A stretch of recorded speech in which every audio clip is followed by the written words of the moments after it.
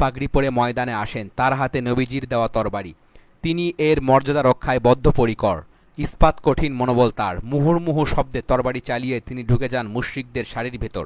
যেদিকে অগ্রসর হন সেদিক থেকেই ছত্রভঙ্গ হয়ে যায় শত্রু সেনারা। দুপাশে পড়ে থাকে লাশের সারি। তার তরবারির আঘাতে লণ্ডভণ্ড হয়ে যায় মুশরিকদের নিরাপত্তা বেষ্টনী। জুবাইর ইবনুল আওয়াম বলেন, নবীজি যখন তরবারিটি হাতে নিয়ে উপযুক্ত প্রার্থী খুঁজছিলেন তখন আমিও আগ্রহ প্রকাশ করেছিলাম, কিন্তু তিনি আমাকে না দিয়ে আবু দুজানাকে দেন। ব্যাপারটা আমার কাছে একটু খারাপ লাগে। মনে মনে বলি, আমি তো একে তার ফুফাতো ভাই, দ্বিতীয়ত কুরাইশ বংশের, তৃতীয়ত আবু দুজানার আগেই আমি আগ্রহ ব্যক্ত করেছি। তাই সার্বিক বিচারে আবু দুজানার চেয়ে আমিই ছিলাম বেশি হকদার। কিন্তু তিনি আমাকে না দিয়ে তাকে দিলেন। এর পিছনে কি এমন কারণ থাকতে পারে? আল্লাহর কসম, এ তরবারির মর্যাদা সে কীভাবে রক্ষা করে আমি তা দেখে ছাড়ব। এ ভাবনা থেকেই আমি তার পিছু নেই। দেখি সে তার লাল পাগড়িটা বের করে মাথায় বাঁধছে। আনসাররা নিজেদের মধ্যে বলাবলি করছে, আবু দুজানা শাহাদাতের পাগড়ি বের করেছে। আবু দুজানার সেদিকে কোনো ভ্রুক্ষেপ নেই। সে পাগড়ি পরে নিচের পংক্তি দুটি আবৃত্তি করতে করতে সামনে অগ্রসর হয়। বন্ধুর হাতে হাত রেখে ওয়াদা করেছি খেজুর বাগে, যুদ্ধক্ষেত্রে পিছিয়ে নয়, থাকবো সবার আগে আগে। এভাবে সে যাকেই সামনে পেয়েছে মৃত্যুর ঘাট পার করে দিয়েছে। মুশরিকদের মধ্যেও তার মতো এক যোদ্ধা ছিল। সে আমাদের কোনো আহতকে পেলেই হত্যা করে ফেলত। এভাবে লাশের সারির মধ্য দিয়ে তারা একে অন্যের কাছাকাছি চলে যাচ্ছিল। আমিও চাইছিলাম তারা দুজন যেন পরস্পরের মুখোমুখি হয়। আল্লাহর কি মর্জি, কিছুক্ষণের মধ্যেই তাদের মধ্যে লড়াই বেঁধে যায়। মুশরিক যোদ্ধা সজোরে আঘাত হানে আবু দুজানার উপর, কিন্তু তার তরবারি আবু দুজানার ঢালে আটকে যায়। এবার আবু দুজানা তাকে পাল্টা আঘাত করেন। এতে ঘটনাস্থলেই সে মারা যায়।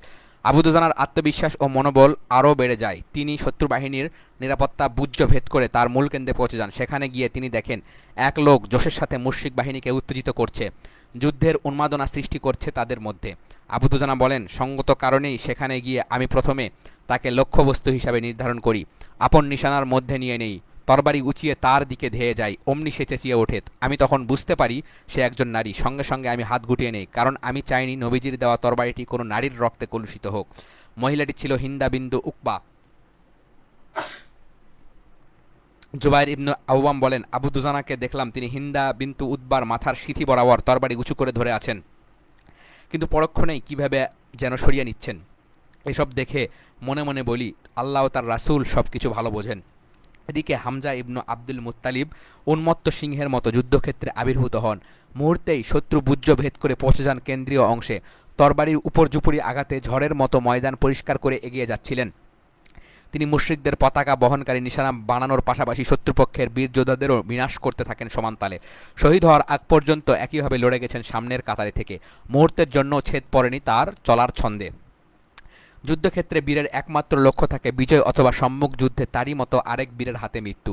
হামজা ইবনু আব্দুল মুত্তালিবও এর ব্যতিক্রম ছিলেন না, কিন্তু আফসোস, তার ক্ষেত্রে এমনটি ঘটেনি। শত্রুরা তাকে সম্মুখ যুদ্ধে কাবু করতে না পেরে পেছন থেকে আঘাত করে এবং সে আঘাতেই তার মৃত্যু হয়। ইসলামের বীর সৈনিক হামজার শাহাদত বরণ। ওয়াহশী ইবনু হারব তার গুপ্ত হত্যার বিবরণ দিতে গিয়ে বলেন, আমি ছিলাম জুবায়ের ইবনু মুতঈমের গোলাম। তার চাচা তুয়াইমা ইবনু আদি বদর যুদ্ধে নিহত হয়।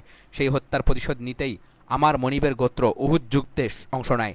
কৃতজ্ঞ গোলাম হিসেবে আমারও একবার ইচ্ছা করে তাদের সঙ্গে যোগ যেতে।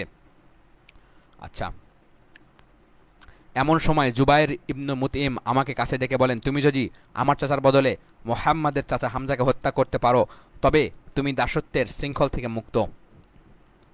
স্বাধীন জীবনের হাতছানি আমাকে ঘরে বসে থাকতে দেয় না। কুরাইশ বাহিনীর সাথে আমিও চলে আসি উহুদের ময়দানে। আমি যাতে হাবশী গোলাম।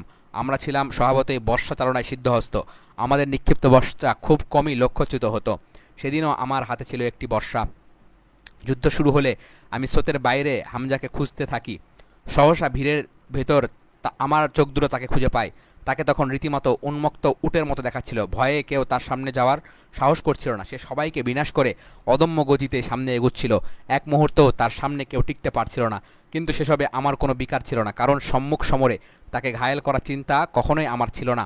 আমি ছিলাম সুযোগের সন্ধানে, কোনো একটা গাছ বা পাথরের আড়ালে। সে একজনকে হত্যা করে ধীরে ধীরে আমার নিশানার ভিতর চলে আসছিল। এমন সময় হুট করে কোত্থেকে যেন সিবা ইবনু আব্দুল উজ্জা তার দিকে ধেয়ে আসে। সে তাকে দেখা মাত্রই হুঙ্কার ছেড়ে বলে, এই খতনাকারিনীর ছেলে, এদিকে আয়।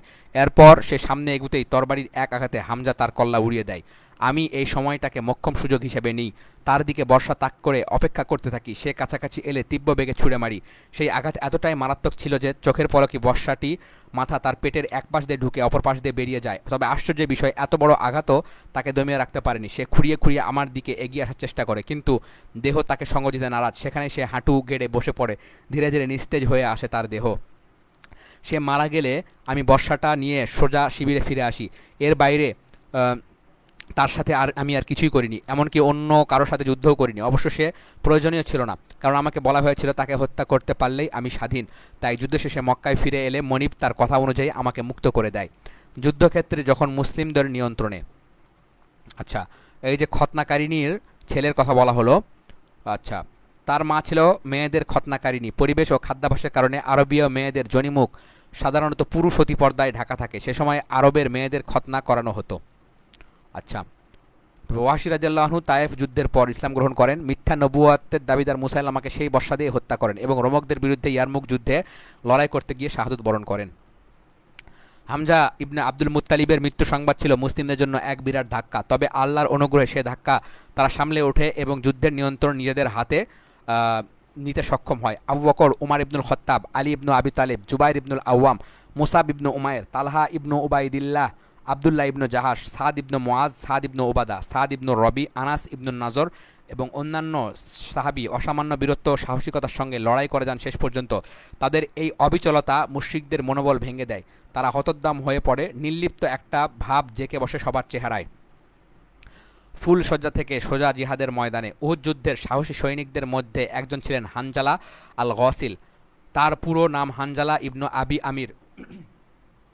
তার পিতা আবু আমের হচ্ছে সেই খ্রিস্টান পাদ্রী যে মুসলিমদের কাছে ফাসিক নামে পরিচিত। উহুদ যুদ্ধের দাওমা যখন বেজে উঠে, হানজালা তখন বাসর ঘরে ফুল সজ্জায় শায়িত। পাশে তার প্রিয়তমা স্ত্রী। যুদ্ধযাত্রার ঘোষণা শোনা মাত্রই তিনি স্ত্রীর আলিঙ্গন থেকে বের হয়ে আসেন। গোসল করার সুযোগ হয়নি তার। বীর দর্পে ঝাঁপিয়ে পড়েন জিহাদের ময়দানে। মুহূর্তের মাঝে মুশরিক বাহিনীর সৈন্য সমাবেশ ছিন্ন ভিন্ন করে পৌঁছে যান দলনেতা আবু সুফিয়ানের কাছে। দেহের সমস্ত শক্তি একত্র করে তাকে আঘাত করতে যাবেন, ঠিক তখনই সাদ্দাদ ইবনু আউস আকস্মিক তরবারি চালিয়ে দেয় হানজালার উপর। সঙ্গে সঙ্গে মাটিতে লুটিয়ে পড়েন তিনি। ইসলামের জন্য এভাবেই তিনি নিজের প্রাণ উৎসর্গ করেছেন এই বীর সৈনিক। তীরন্দাজ বাহিনীর দুর্দান্ত ভূমিকা। এ যুদ্ধে রুমাত পাহাড়ে নিয়োজিত তীরন্দাজ বাহিনীর ভূমিকাও ছিল অবিস্মরণীয়। রুমাত শব্দটি আরবির রামি এর বহুবচন, অর্থাৎ তীর নিক্ষেপকারী। উহুদ যুদ্ধে নবীজি এই পাহাড়ে 50 জন তীরন্দাজ নিযুক্ত করেন। এ কারণে এ পাহাড়কে জাবাল রুমাত বা তীর নিক্ষেপকারী পাহাড় বলা হয়।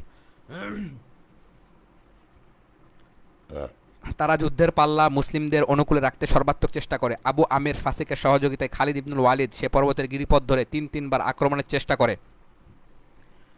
তাদের এই আক্রমণের উদ্দেশ্য ছিল মুসলিমদের বাম বাহু ভেঙে দিয়ে পিছন দিক থেকে মূল বাহিনীর উপর আঘাত হানা এবং তাদের ছত্রভঙ্গ করে বিশৃঙ্খল একটি অবস্থা তৈরি করা। এই লক্ষ্যে তারা উপর্যুপরি আক্রমণও করে তীরন্দাজ বাহিনীর উপর, কিন্তু নবীজির বাছাই করা দক্ষ তীরন্দাজরা প্রতিবারই তীরের নিশানা বানিয়ে ফেরত পাঠায় তাদের। প্রাণ ভয়ে পাল্লাচ্ছে মুশরিক সৈন্যদল। যুদ্ধের চাকা অনবরত ঘুরছে। একবার মুসলিমদের পাল্লা ভারী তো আরেকবার মুশরিকদের। নির্দিষ্ট কোনো বিন্দুতে স্থির নয়। তবে সার্বিক বিচারে যুদ্ধক্ষেত্রের নিয়ন্ত্রণ এখন মুসলিম বাহিনীর হাতে। তাদের তীর তরবারি ও বর্ষার উপর্যুপরি আঘাতে মুশরিক যোদ্ধারা একদম দিশেহারা। মুশরিকদের সাজানো গোছানো সৈন্য সারিগুলো এলোমেলো হয়ে যাচ্ছে। অবস্থা দেখে মনে হচ্ছে 700 নয় বরং 27,000 মুসলিম যোদ্ধা হামলে পড়েছে তাদের উপর। তাই ইঁদুরের মতো পরিমরি করে তারা ছুটে পালাচ্ছে রণাঙ্গন থেকে। অথচ বাস্তবে তাদের সংখ্যা ছিল 3,000-এরও বেশি। অপরদিকে মুসলিমরা সংখ্যায় মাত্র 700 জন, সাথে তেমন যুদ্ধ সরঞ্জামও নেই। কিন্তু আল্লাহর প্রতি এই মুষ্টিমেয় সৈন্যের অটুট বিশ্বাস ও নির্চল নির্ভরতা শত্রুর দৃষ্টিতে সেই সংখ্যা চিত্রিত করেছিল হাজারে হাজারে। কুরাইশরা সর্বশক্তি নিয়ে মাঠে নামা সত্ত্বেও তেমন সুবিধা করতে পারেনি। মুসলিমদের পরাজয় নিশ্চিত করা তো দূরের কথা, নিজেদের পিঠ সামলাতে তাদের অবস্থা কাহিল হয়ে যায়। তারা হারে হারে টের পায় এবারও মুসলিমদের সাথে পেরে ওঠা সম্ভব নয়। অস্ত্রের যুদ্ধে তো বটেই, মনস্তাত্ত্বিক যুদ্ধেও তারা পিছিয়ে পড়ে। ধীরে ধীরে যুদ্ধ স্পৃহা নিঃশেষ হয়ে আসে সৈন্যদের। সেই সাথে নিষ্প্রভ হতে থাকে যুদ্ধজয়ের মিটিমিটি আশাটুকুও। ফলে দেখা যায় তাদের পতাকা বাহক সাওয়াব নিহত হওয়ার পর তাদের পতাকাটি মাটিতেই পড়ে থাকে। কেউ আর তুলে নেওয়ার সাহস করে না। যে পতাকা ঘিরে যুদ্ধ হবে তাই এখন ভুলণ্ঠিত। কুরাইশরা স্পষ্টতই বুঝতে পারে এই মুহূর্তে যুদ্ধ চালিয়ে যাওয়া শুধুই বিপজ্জনক নয়, অনেকটা আত্মঘাতীও। তাই দ্রুত তল্পিতল্পা গুছিয়ে পালানোর পথ খোঁজে তারা। মুহূর্তেই দপ করে নিভে যায় তাদের অন্তরে পুষে রাখা বিদ্বেষ ও প্রতিহিংসার আগুন, ফিকে হয়ে আসে তাদের ঋতগৌরব পুনরুদ্ধারের স্বপ্ন ও প্রত্যয়। ইবনু ইসহাক বলেন, উহুদ প্রান্তরে আল্লাহ মুসলিমদের সাহায্য করেছেন, তাদের সাথে কৃত ওয়াদা পূর্ণ করেছেন। মুসলিম সৈনিকরা তরবারির আঘাতে আঘাতে মুশরিকদের জাহান্নামে পাঠিয়েছে, বাকিরা প্রাণ ভয়ে পালিয়ে গেছে যুদ্ধক্ষেত্র থেকে। নিঃসন্দেহে এটা ছিল চরম পরাজয়। আব্দুল্লাহ ইবনে জুবায়ের তার পিতা থেকে বর্ণনা করেন, আল্লাহর কসম আমি দেখেছি হিন্দা বিন্তু উতবা ও তার বান্ধবীরা কাপড় উঁচু করে ছুটে পালাচ্ছে। পালানোর সময় তাদের অবস্থা এতটাই বেগতিক ছিল যে তাদের পায়ের গোছা দেখা যাচ্ছিল। আমরা তখন চাইলে তাদের বন্দী করতে পারতাম। বারা ইবনু আজিব বলেন, যুদ্ধের এক পর্যায়ে মুশরিকদের মধ্যে পালানোর হিড়িক পড়ে যায়। নারীরা পর্যন্ত তাদের পায়ের কাপড় গুটিয়ে ঊর্ধ্বশ্বাসে দৌড়াতে থাকে পাহাড়ের দিকে। তাদের পায়ের মল পর্যন্ত দেখা যাচ্ছিল। তখন মুসলিম বাহিনী মুশরিকদের পশ্চাৎধাবন করে হাতের নাগালে যাকেই পাচ্ছে নিমিষের ভেতর পরপারে পাঠিয়ে দিচ্ছে। তাদের প্রাণ বাঁচানোর তাগিদ এত বেশি ছিল যে মক্কা থেকে বয়ে আনা সমস্ত রসদ ফেলে যায় তারা, কেবল জানটা ছাড়া সঙ্গে করে আর কিছুই নিতে পারে না। মুসলিমরা তখন ব্যস্ত হয়ে পড়ে তাদের ফেলে যাওয়া সম্পদ সংগ্রহের কাজে। তীরন্দাজ বাহিনীর সর্বনাশা ভুল। আমরা আগেই বলেছি এই যুদ্ধে তীরন্দাজ বাহিনীর যথেষ্ট ভূমিকা ছিল। তারা বারবার তীর ছুঁড়ে শত্রুদের তাড়িয়ে দিয়েছেন গিরিমুখ থেকে। যুদ্ধের শুরু থেকে চরম মুহূর্ত পর্যন্ত নিষ্ঠার সাথে পালন করে গেছেন তাদের দায়িত্ব। কিন্তু যুদ্ধক্ষেত্রে মূল বাহিনীর আশাতীত বিজয়ে তারা কর্তব্য বিস্মৃত হয়ে পড়েন, ভুলে যান পাহাড়ে অবস্থানের ব্যাপারে নবীজির কঠোর নির্দেশের কথা। অল্প কয়েকজন ছাড়া বাকিরা যুদ্ধক্ষেত্রে ছুটে আসেন গনিমত কুড়াতে। তাদের এই ভুলের কারণে মুহূর্তেই যুদ্ধের চিলটো পাল্টে যায়। মুসলিম বাহিনী অপূরণীয় এক ক্ষতির সম্মুখীন হয়। স্বয়ং নবীজিও শহীদ হতে হতে বেঁচে যান কোনো রকমে। বদর যুদ্ধ মুশরিকদের হৃদয়ে যে ভীতির সঞ্চার করেছিল সেটাও কেটে যায় অনেকখানি। মূলত তীরন্দাজ বাহিনী পাহাড় থেকে স্পষ্ট দেখতে পেয়েছিল রণাঙ্গন তাদের সহযোদ্ধারা বিজয় নিশ্চিত করে ফেলেছেন। সবাই গনিমত সংগ্রহে ব্যস্ত। এই অবস্থা দেখে তাদের কয়েকজন বলে ওঠেন, চলো আমরাও যাই, আমরা তো যুদ্ধ জিতেই গেছি, তাই এখানে আর কিসের অপেক্ষা। সেনানায়ক আব্দুল্লাহ ইবনে জুবায়ের তাদের থামানোর চেষ্টা করেন এবং বলেন, আল্লাহর রাসূলের কথা কি ভুলে গেছো তোমরা? তার সতর্কবাণীগুলো কি মনে নেই তোমাদের? কিন্তু কিছুতেই কিছু হয় না। সৈনিকদের বড় একটি অংশ তার কথা বিন্দুমাত্র আমলে নেয় না। তারা উত্তর দেয়, বিজয় নিশ্চিত জেনেও এখানে বসে থাকার কি মানে? সবাই এখন গনিমত সংগ্রহে ব্যস্ত, আমরা কেন এমনি বসে থাকবো? এই বলে ৪০ জন তীরন্দাজ পাহাড় ত্যাগ করে যুদ্ধক্ষেত্রে চলে আসেন। আব্দুল্লাহ ইবনে জুবায়ের মাত্র ৯ জন সৈন্য নিয়ে থেকে যান পাহাড় চূড়ায়। মানে মোটে ছিলেন কতজন? ১০ জন। একজন ছিলেন তাদেরকে নেতা, মানে আব্দুল্লাহ ইবনে জুবায়ের। অটল থাকেন তার দায়িত্ব পালনে। তিনি প্রতিজ্ঞা করেন নবীজির পক্ষ থেকে ঘোষণা না আসা পর্যন্ত এখানে তিনি অবস্থান করবেন। এতে যদি তার প্রাণ চলে যায় যাক, তবু এই জায়গা থেকে এক চুলো নড়বেন না। খালিদ ইবনে ওয়ালিদের সুযোগ সন্ধানী দৃষ্টি। সবাই গনিমত সংগ্রহের কাজে ব্যস্ত। পাহাড়ে কি হচ্ছে এদিকে নজর নেই কারো। জয়ের আনন্দে নির্ভর সবাই। মাত্র ১০ জন সেনা অবস্থান করছেন এখন পাহাড়ে। সৈন্যবিহীন পাহাড়চূড়া দৃষ্টি এড়ায় না খালিদ ইবনে ওয়ালিদের। এই সুবর্ণ সুযোগটি লুফে নেয়। অশ্বারোহী বাহিনী নিয়ে ঝড়ের বেগে ছুটে আসে তীরন্দাজ বাহিনীর দিকে। তাদের আকস্মিক হামলায় দিশেহারা হয়ে পড়েন আব্দুল্লাহ ইবনে জুবায়ের ও তার সহযোদ্ধারা। মুহূর্তেই নিজেদেরকে সামলে নিয়ে প্রাণপণে লড়ে যান তাদের বিরুদ্ধে। কিন্তু বিশাল বাহিনীর বিরুদ্ধে ১০ জন সৈন্য আর কি বা করতে পারে? একে একে সবাই শহীদ হয়ে যান। পাহাড়চূড়া দখলে নিয়ে খালিদ সন্তর্পণে নেমে আসে যুদ্ধক্ষেত্রে। পিছন থেকে অতর্কিতে আক্রমণ করে বসে মুসলিম বাহিনীর উপর। খালিদের সহযোদ্ধারা চিৎকার করে তাদের উপস্থিতি জানান দেয়। মুহূর্তে সে আওয়াজ বাতাসের গতিতে পৌঁছে যায় পরাজিত মুশরিকদের কানে। সবাই তখন নতুন উদ্যমে ফিরে আসে যুদ্ধের ময়দানে। মুসলিমরা কিছু বোঝার আগেই তাদের উপর মুহুর্মুহু আক্রমণ শুরু হয়ে যায় চতুর্দিক থেকে। এরই মধ্যে আমরা বিন্তু আলকামা নামের এক কুরাইশ নারী মাটিতে পড়ে থাকা পতাকাটি তুলে ধরে। অমনি পতাকায় কেন্দ্র করে জমা হতে শুরু করে বিক্ষিপ্ত মুশরিক যোদ্ধারা। পলায়নরত সৈন্যরাও এসে যোগ দেয় তাদের সাথে। চতুর্দিক থেকে ঘিরে ফেলে অপ্রস্তুত মুসলিমদেরকে। মুসলিমরা পড়ে যায় মহাবিপাকে। শত্রু সেনাদের মাঝে নবীজির অসীম সাহসিকতা। নবীজি সাল্লাল্লাহু আলাইহি ওয়াসাল্লাম তখন ৯ সদস্যের ক্ষুদ্র একটি দল। সে সময় নবীজির সাথে আনসারদের মধ্যে ৭ জন আর মুহাজিরদের মধ্যে ২ জন সাহাবী ছিলেন। সহিহ মুসলিম ১৭৮৯। আচ্ছা, তিনি মুসলিম বাহিনীর পেছনে অবস্থান করছিলেন। নবীজি তোমাদের পেছন থেকে ডাকছিলেন। সূরা আলে ইমরান ১৫৩ এ আয়াত উপরোক্ত কথাটি সত্যায়ন করে। তার দৃষ্টি ছিল পলায়নরত মুশরিক বাহিনী এবং তাদের পশ্চাৎধাবনকারী মুসলিম সেনাদের দিকে। ঠিক এমন সময় খালিদ ইবনে ওয়ালিদের নেতৃত্বে অশ্বারোহীর আক্রমণে উল্টে যায় পাশার দান। নবীজির সামনে এখন দুটি পথ খোলা। হয় শত্রু পরিবেষ্টিত সৈন্যদেরকে ভাগ্যের হাতে ছেড়ে দিয়ে তিনি তার সঙ্গীদের নিয়ে দ্রুত নিরাপদ স্থানে সরে পড়বেন, আর নয়তো নিজের সমূহ বিপদ জেনেও সহযোদ্ধাদের ডেকে জড়ো করবেন, তাদের নিয়ে নতুন করে প্রতিরক্ষা বাহিনী গঠন করবেন এবং অবরুদ্ধ সৈন্যদের মুক্ত করে উহুদ পাহাড়ে পৌঁছানোর ব্যবস্থা করবেন। এই চরম সংকটের মধ্যেও নবীজি অসীম সাহসিকতার পরিচয় দেন। তৎক্ষণাৎ করণীয় স্থির করে ফেলেন। উদাত্ত কণ্ঠে মুসলিম যোদ্ধাদের আহ্বান করেন, হে আল্লাহর বান্দারা, আমার কাছে চলে আসো, নতুন করে আবার প্রতিরোধ গড়ে তোলো। তিনি জানতেন তার এই আহ্বান মুসলিমদের আগে মুশরিকদের কানে যাবে এবং মুহূর্তেই তিনি পরিণত হবেন শত্রুদের নিশানায়। হলেও ঠিক তাই, মুশরিকরা তার আওয়াজ অনুসরণ করে উন্মত্ত হাতির মতো ছুটে আসে এবং নবীজিকে নিয়ে আসে তাদের নিশানার ভিতর। খালিদের আক্রমণে ছত্রভঙ্গ মুসলিম বাহিনী। খালিদ ইবনে ওয়ালিদের অতর্কিত আক্রমণে মুসলিম বাহিনীর একাংশ রীতিমতো দিকশূন্য হয়ে পড়ে, যানটা হাতে নিয়ে কোনো রকমে যুদ্ধক্ষেত্র থেকে পালিয়ে বাঁচে। তারা এমন ঊর্ধ্বসাথে ছুটতে থাকে যে পিছনে কি ঘটছে বা ঘটতে যাচ্ছে সেদিকে দৃষ্টি ফেরানোর অবসরও পায় না। এদের অনেকে এক ছুটে চলে আসে মদিনায়, আরেকাংশ আশ্রয় নেয় পাহাড় চূড়ায়। যুদ্ধক্ষেত্রে থেকে যায় কেবল এখানে ওখানে ছড়িয়ে ছিটিয়ে থাকা এবং শত্রু পরিবেষ্টিত মুষ্টিমেয় কিছু যোদ্ধা। কিন্তু নবীজের আহ্বানে ঘুরে দাঁড়াতে গিয়ে তাদের অনেকেই মুশরিকদের সাথে মিশে একাকার হয়ে যায়।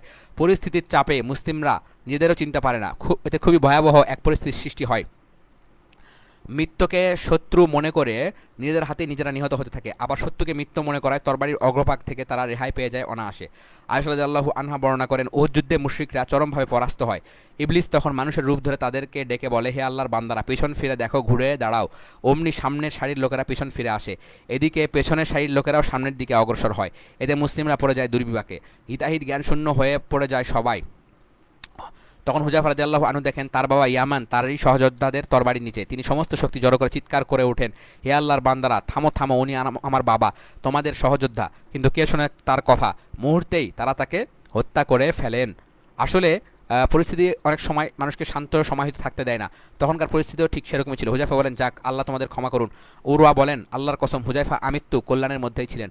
মোট কথা, মুসলিম বাহিনীর মধ্যে তখন চরম বিশৃঙ্খলা দেখা দেয়। অনেকেই ভেবে পাচ্ছিলেন না কি করবেন, কোন দিকে যাবেন।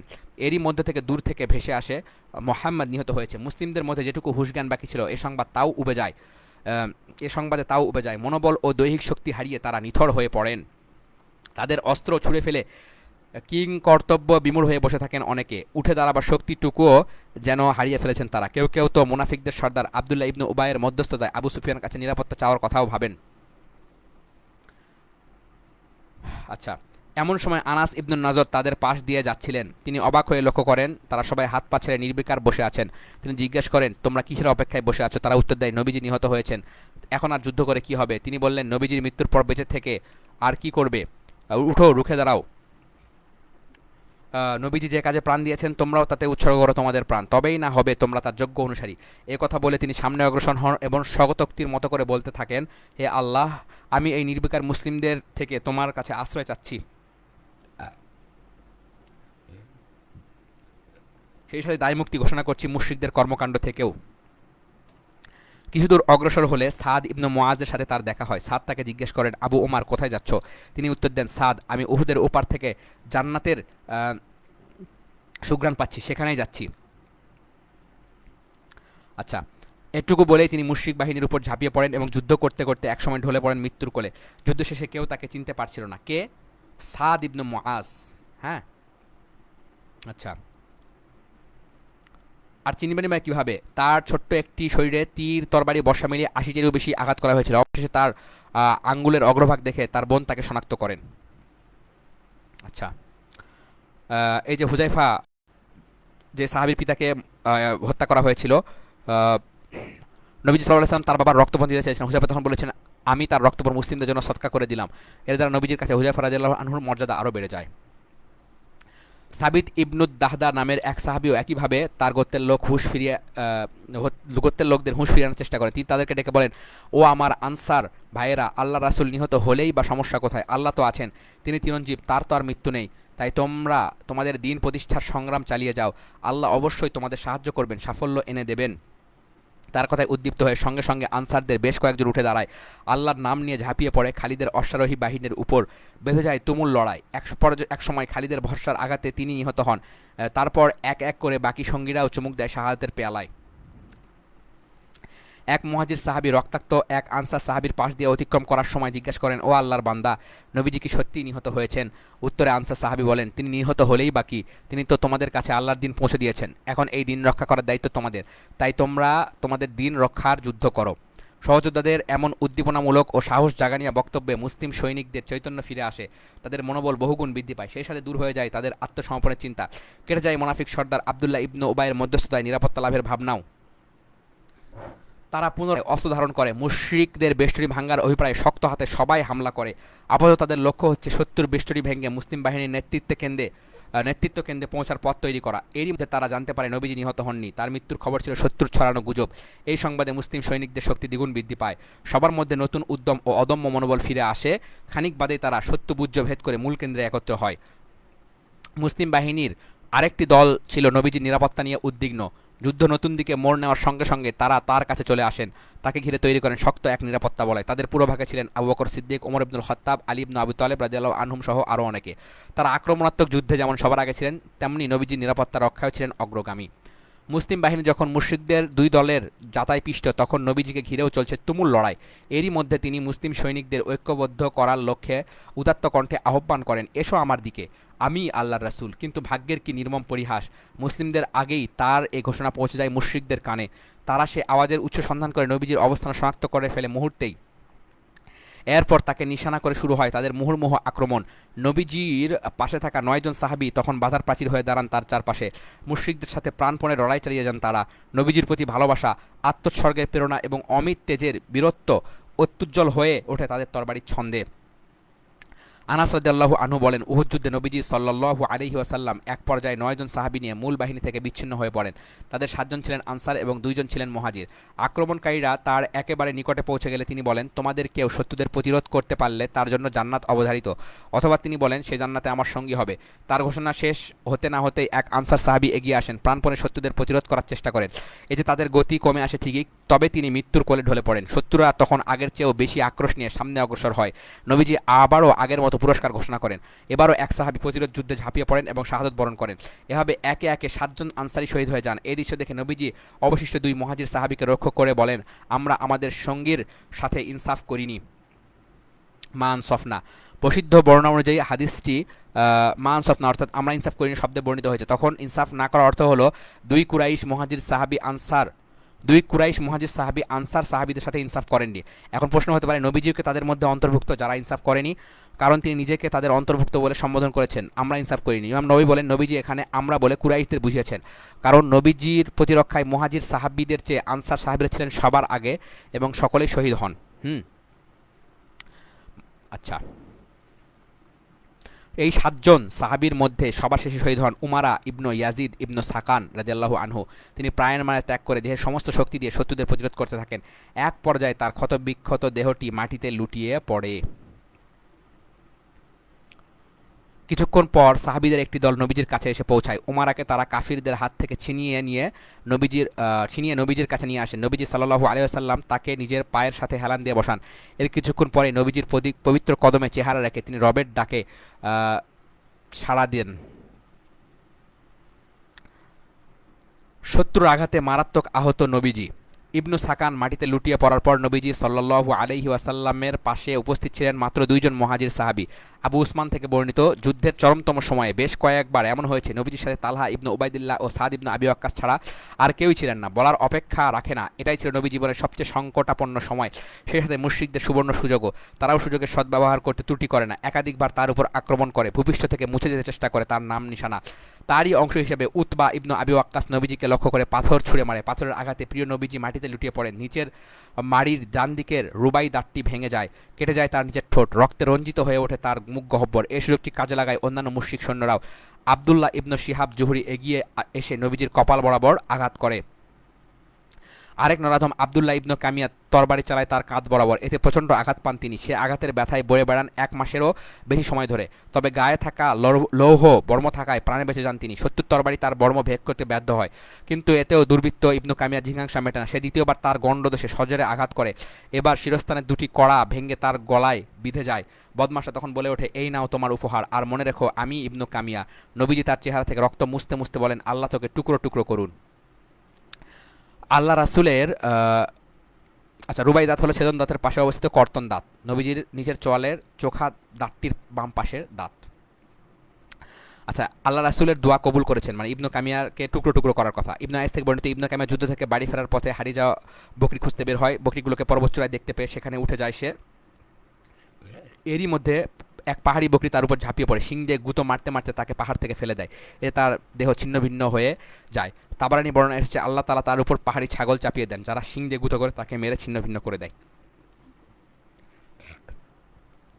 উহুদের ময়দানে নবীজির রুবাই দাঁত ভেঙে যায়, মাথায় আঘাত লাগে। সে সময় তিনি চেহারা থেকে রক্ত মুছতে মুছতে বলেন, এমন জাতি কি করে সফল হতে পারে, হ্যাঁ, যাদেরকে আল্লাহ রাসূল কল্যাণের দিকে আহ্বান করেন, কিন্তু তারা সেই আহ্বানে সাড়া তো দেয় না, উল্টো তার মুখমণ্ডলে আঘাত করে তার রুবাই দাঁত ভেঙে ফেলে। নবীজির এমন কথা শুনে আল্লাহ তাআলা আয়াত নাজিল করেন, এ ব্যাপারে আপনার কোনো করণীয় নেই, হয় আল্লাহ তাদের ক্ষমা করবেন কিংবা তাদের আযাব দিবেন, কারণ তারা জালিম। তাবারিনী বর্ণনা এসেছে সেদিন তিনি বলেছিলেন, ওই জাতির উপর আল্লাহর আযাব নেমে আসুক যারা নবীর মুখমণ্ডল রক্তাক্ত করেছে। কিছুক্ষণ পর তিনি আবার বললেন, হে আল্লাহ, আমার কওমকে ক্ষমা করুন, তারা বড্ড অবুঝ। অপর এক বর্ণনা আছে নবীজি বলেছিলেন, হে আমার রব, আমার গোত্রকে ক্ষমা করুন, তারা মোটেও বোঝে না। কাজী ইয়াজের বর্ণনা মতে সেদিন তিনি বলেছিলেন, হে আল্লাহ, আমার কওমকে হেদায়েত দিন, তারা বড্ড অবুঝ। সন্দেহ নেই মুশরিকরা সেদিন নবীজিকে হত্যা করতে বদ্ধপরিকর ছিল, তবে দুই মুহাজির সাহাবী সাদ ইবনে আবি ওয়াক্কাস ও তালহা ইবনে উবাইদুল্লাহ তাদের অতুলনীয় আত্মত্যাগ, অসাধারণ বীরত্ব ও অসীম সাহসিকতার দ্বারা শত্রুদের সে চেষ্টা ব্যর্থ করে দেয়। কারা কারা? সাদ ইবনে আবি ওয়াক্কাস এবং তালহা ইবনে উবাইদুল্লাহ। তারা দুজন ছিলেন আরবের সুদক্ষ তীরন্দাজ। তীর ছুঁড়ে তারা শত্রুদের নবীজির থেকে দূরে সরিয়ে রাখেন। সাদ ইবনে আবি ওয়াক্কাসের অব্যর্থ নিশানায় মুগ্ধ হয়ে নবীজি তাকে নিজের তুনির থেকে তীর বের করে দেন এবং বলেন, তীর ছুঁড়তে থাকো, তোমার প্রতি আমার পিতামাতা কুরবান হোক। সাদের নৈপুণ্য উপলব্ধি করার জন্য এই তথ্যটুকুই যথেষ্ট যে তিনি ছাড়া আর কারো ব্যাপারে নবীজি এমন এমন কথা বলেননি। জাবির রাদিয়াল্লাহু আনহু সূত্রে তালহা ইবনে উবাইদুল্লাহর বীরত্বের কথাও বর্ণিত হয়েছে সুনানুন নাসাইর একটি হাদিসে। সেই হাদিসে তিনি নবীজির উপর কাফিরদের ওই সময়ের আক্রমণের কথা উল্লেখ করেছেন, যখন তার পাশে ছিলেন হাতে গোনা কয়েকজন সাহাবী। জাবির বলেন, মুশরিকরা আল্লাহ রাসূলকে ঘেরাও করে ফেললে তিনি বলেন, এদেরকে প্রতিহত করার মতো কেউ কি আছো? তখন তালহা বলেন, আমি আছি। তারপর জাবির রাদিয়াল্লাহু আনহু শত্রুর প্রতিরোধে আনসারদের অগ্রসর হওয়া এবং তাদের একের পর এক শহীদ হওয়ার কথা সবিস্তারে তুলে ধরেন, যেমনটি আমরা সহিহ মুসলিমের বরাতে বর্ণনা করে এসেছি। জাবির বলেন, 7 জন আনসারের সবাই শহীদ হয়ে গেলে তালহা প্রতিরোধের জন্য এগিয়ে আসেন। তিনি একাই 11 জনের সমান বীরত্ব দেখাতে শুরু করেন। এক পর্যায়ে তার হাতে প্রতিপক্ষের তরবারির আঘাত লাগে, এতে তার কয়েকটি আঙ্গুল কেটে যায়। ব্যথায় তিনি উফ বলে ওঠেন। নবীজি তার আর্তনাদ শুনে মন্তব্য করেন, তুমি বিসমিল্লাহ বলে ফেরেশতারা তোমাকে মাথায় তুলে নিত, আর মানুষ তা নিজের চোখে দেখত। জাবির বলেন, তারপর আল্লাহ মুশরিকদের অন্যদিকে ফিরিয়ে দেন। ইবনে ইমাম হাকাম রচিত ইকলিল গ্রন্থে এসেছে, উহুদের দিন তালহার শরীরে 39টি মতান্তরে 35টি আঘাত লাগে এবং তার শাহাদাত এবং মধ্যমা আঙ্গুল একেবারে অকেজো হয়ে যায়। ইমাম বুখারী কায়েস ইবনে আবি হাজিম থেকে বর্ণনা করেন, তিনি বলেন, আমি তালহার হাত অবশ দেখে এসেছি। উহুদ যুদ্ধে এই হাত দিয়ে তিনি নবীজিকে মুশরিকদের কাছ থেকে রক্ষা করেছেন। ইমাম তিরমিজি বর্ণনা করেন, উহুদ যুদ্ধের সেই সংকটময় মুহূর্তে নবীজি তালহার ব্যাপারে বলেন, যদি কেউ জীবন্ত কোনো শহীদ দেখতে চায় সে যেন তালহা ইবনে উবাইদুল্লাহকে দেখে। আয়েশা রাদিয়াল্লাহু আনহা বলেন, উহুদ যুদ্ধের প্রসঙ্গে এলেই আমার বাবা বলে উঠতেন, এই যুদ্ধে নবীজিকে নিরাপত্তা দেওয়ার একক কর্তৃত্ব ছিল তালহার। তালহার নাম উল্লেখ করে বাবা আরও বলতেন, তোমার জন্য জান্নাত অবধারিত, সেখানে থাকবে আয়াতুল লোচনা হুর। আচ্ছা।